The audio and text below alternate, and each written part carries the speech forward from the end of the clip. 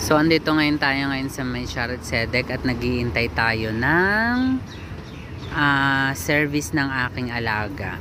So, kami katatapos lamang everyone na magpa-check up ng kanyang mata. At bumili na rin kami ng prescribed medication ng aking alaga. At ayan, narito kami ngayon sa may harap ng Betabot, which is nursing home. Habang naghihintay kami ngayon ng service ng aking alaga. So, narito kami ngayon sa may Sharet Sedek Hospital. So, ayan, Sharet Sedek Hospital. Kaya marami nakaputi, everyone.